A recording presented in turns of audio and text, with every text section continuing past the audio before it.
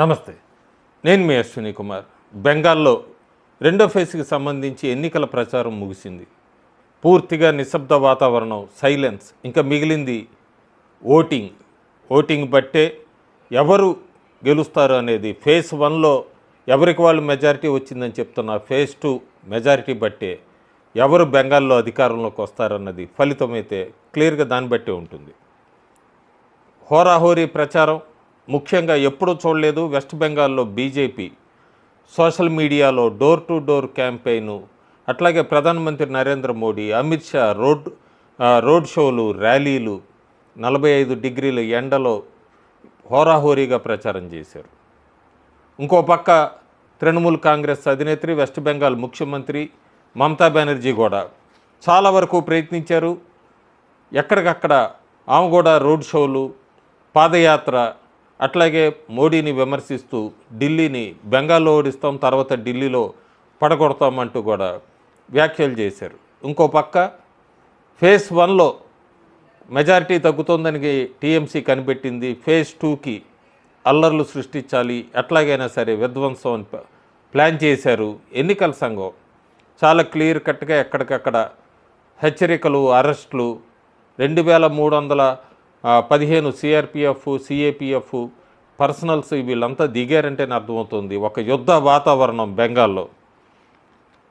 ఎక్కడికక్కడ 48 గంటల వరకు ఈ మోటార్ బైక్స్ మీద గుంపులుగా తిరగకూడదని చెప్పి ఎన్నికల సంఘం హెచ్చరిక జారీ చేసిన తృణమూల్ కాంగ్రెస్ పార్టీ కలకత్తా హైకోర్టుకి వెళ్ళింది. హైకోర్టు కూడా 29 సాయంత్రం వరకు ఎక్కడ మోటార్ బైక్స్ మీద గుంపులుగా తిరగకూడదంటూ హెచ్చరిక జారీ చేసింది.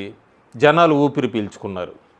ఇది కాకుండా ఒక 1000 మందిని ముందస్తు అరెస్టులు చేశారు గత 24 గంటల్లో. 36 గంటల్లో చూస్తే మనం దాదాపు 1500 మందిని ప్రివెంటివ్ కస్టడీ కింద తీసుకున్నారు. అట్లాగే బెంగాల్కి సంబంధించి 3000 క్రూడ్ బాంబ్స్ పైన ఇవన్నీ కూడా స్వాధీనం చేసుకున్నారు. ఎన్ఐఏ పోలీసులు ఇన్వెస్టిగేట్ చేస్తున్నారు, ఎక్కడి నుంచి వచ్చినాయి ఏంటి ఇదంతా కూడా. సో ఒక రకంగా చెప్పాలంటే మినీ ప్రెసిడెంట్ రూల్ నడుస్తున్నట్టే బెంగాల్లో ఈ ఎన్నికలకు సంబంధించి. ఇంత ప్రికాషన్స్ ఇవి తీసుకోకపోతే బెంగాల్ ఎన్నికలు ఎలా ఉండేది అన్నది అందరికీ కూడా అర్థమవుతుంది, సామాన్య ప్రజానీకానికి. ఇక బెంగాల్లో మొట్టమొదటిసారి బయటకు వస్తున్నారు, మహిళలు బయటకు వస్తున్నారు, యూత్ బయటకు వస్తున్నారు, సీనియర్ సిటిజన్స్ బయటకు వస్తున్నారు. 2021, 24 లోక్సభ ఎన్నికలు 2026కి తేడా అదే. బయటికి రావటం కాకుండా గొంతు విప్పుతున్నారు. ఎక్కడికక్కడ అధికార పార్టీ వాళ్ళని, గోండాల్ని తరిమి కొడుతున్నారు. క్లియర్గా కనబడుతుంది మనకది. ఇంకో పక్క ప్రధానమంత్రి నరేంద్ర మోడీ 24 గంటల కిందట ఈ రామకృష్ణ పరమహంస భక్తి పాటలు పాడిన కాళీమాత దేవాలయాన్ని దర్శించుకున్నారు. ఆ తర్వాత మళ్ళీ ప్రచారానికి ఆఖరి రోజు నాడు బరక్పూర్లో 1857లో మంగల్ పాండే మొదటి కాల్పులు జరిపింది. 1824లో ఈ సైనికులు బ్రిటిష్ సామ్రాజ్యానికి వ్యతిరేకంగా తిరుగుబాటు చేసినవి ఇవన్నీ కూడా ఆయన మాట్లాడారు, సందర్శించారు. పూర్తిగా బెంగాలీ ప్రజల్లో ఆయన ఆధ్యాత్మిక సాధన, అట్లాగే సైనిక స్ఫూర్తిని ఇవన్నీ నింపారు. ఆయన ప్రచారం అంతా కూడా ఒక్కసారి బెంగాల్లో బీజేపీకి అవకాశం ఇవ్వండి, సీఎం పిఎం కలిసి బెంగాల్ని ఎట్లా అభివృద్ధి చేస్తాం ఇవన్నీ కూడా ఆయన స్పీచ్ల్లో మాట్లాడారు, ధైర్యం చెప్పడానికి ప్రయత్నించారు. ఇంకా మమతా బెనర్జీ ఆఖరి రాగం పాడిందా చాలా క్లియర్గా. ఎందుకంటే సోమవారం నాడు ఆఖరి రోజు ఆమె మాట్లాడుతూ ఈవీఎంలు ట్యాంపర్ చేయొచ్చు, ఈవీఎంలకి భద్రత, మహిళలందరూ వెళ్ళి ఈవీఎం స్టోర్ రూమ్స్ దగ్గర కాపలా కాయండి అంటూ ఆవిడ మాట్లాడడం, ఇంకా ఓటమి ఒప్పుకుంటుందా అన్న ఒక అనుమానం కూడా బెంగాల్లో ప్రజల్లో మొదలైంది, వ్యక్తమవుతోంది. ఎందుకంటే ఈ ఈవీఎం 2024లో చాలా క్లియర్గా మనం ఒకటి చూస్తే డైమండ్ హార్బర్లో బీజేపీ క్యాండిడేట్ పేరు కనపడకుండా ఆమె లేదా తృణమూల్ వాళ్ళు ఈవీఎం మీద బీజేపీ లోగో సింబల్ కనపడకుండా ఒక టేప్ అంటించారు. ఎక్కడా కూడా సీసీటీవీ కెమెరాలు పనిచేయనివ్వలేదు, లోపల రిగ్గింగ్ చేసుకున్నారు. 2021 అసెంబ్లీ ఎన్నికల్లో కౌంటింగ్ రోజు కూడా దాదాపు 40 నుంచి 50 నియోజకవర్గాలు తృణమూల్ గుండాలు ఆ ఫలితాలను తారుమారు చేశారు. బీజేపీ కౌంటింగ్ ఏజెంట్స్ని భయపెట్టి అనేది అయితే ఇప్పటికీ కోర్టులో కేసులు నడుస్తున్నాయి వీటికి సంబంధించి అంతా కూడా.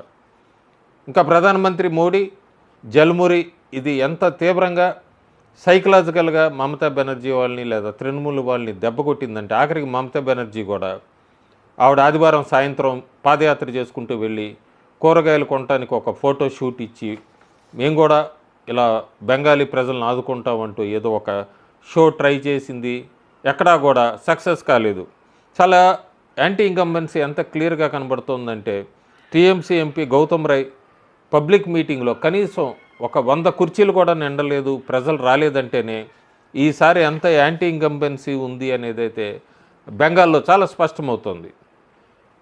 చాలా క్లియర్గా ప్రజలందరూ కూడా వచ్చి టీఎంసీ కాదు కాంగ్రెస్ సంబంధించిన న్యూస్ ఛానల్స్ కానీ యూట్యూబర్స్ కానీ ఎవరు వెళ్ళినా కూడా బెంగాల్లో మొహం మీదే చెప్తున్నారు ఈసారి బీజేపీకి ఓటేస్తామని. బీజేపీ ఖచ్చితంగా బెంగాల్లో గెలవబోతోంది. తృణమూల్ కాంగ్రెస్ సంబంధించిన చాలామంది మినిస్టర్లు ఓడిపోతున్నారు. మమతా బెనర్జీ అయితే భవానీపూర్లో కూడా దాదాపు ఓటమి అంచునుంది ఖచ్చితంగా. చాలామంది మహిళలు కార్యకర్తలు బయటకు వచ్చారు. డోర్ టు డోర్ క్యాంపెయిన్ నేను చెప్పినట్టుగా ధైర్యంగా ప్రచారం అయితే నిర్వహించారు. ఎప్పుడూ లేదు బెంగాల్లో ఈ రకమైన ప్రచారం ప్రతిపక్షాలకి. ఇంకా ఫేజ్ 2లో చాలా కీలకమైంది. బీజేపీ వీక్గా ఉన్న స్థానాల్లో ఈసారి ఫేజ్ 2 ఎన్నికలు ఉండబోతున్నాయి. ముఖ్యంగా ఈ కలకత్తా, హౌరా, నార్త్ 24 పార్గనాసు, సౌత్ 24 పార్గనాసు దీనికి సంబంధించి ఎన్నికలు 142 నియోజకవర్గాలు. ఇక్కడ ఈ ఓటింగ్ ప్యాటర్ను ఎక్కడ బీజేపీ ఎన్ని సాధించుకుంటుంది అనే దాన్ని బట్టే ఉంటుంది నెంబరు. బీజేపీ 130 దగ్గర అవుతుందా, 170 దగ్గరికి వెళ్తుందా అని. ముఖ్యంగా ప్రెసిడెన్సీ రీజియను ఈ మహిళల ఓట్లు చాలా వరకు డిసైడ్ చేస్తాయి ఎవరు అధికారంలోకి రావాలి ఏంటి అనేది.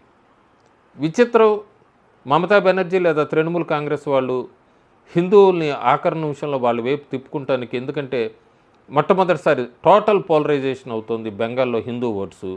వాళ్ళు గాలం వేయటానికి ప్రయత్నించారు హిందూస్కి. బెంగాల్ ప్రజలు అర్థం చేసుకోవాల్సింది ఏంటంటే హిందూస్ తరఫున బెంగాల్లో పోరాడుతున్న ఏకైక పార్టీ బీజేపీనే. మమతా బెనర్జీకి వ్యతిరేకంగా ఆమె చేస్తున్న అరాచకాలకి వ్యతిరేకంగా పోరాడుతుంది బీజేపీనే. ఎపీజ్మెంట్ పాలిటిక్స్కి వ్యతిరేకంగా పోరాడుతున్నది బీజేపీనే. మళ్ళీ అడుగుతారు బీజేపీ ఏం చేసింది హిందువులకని.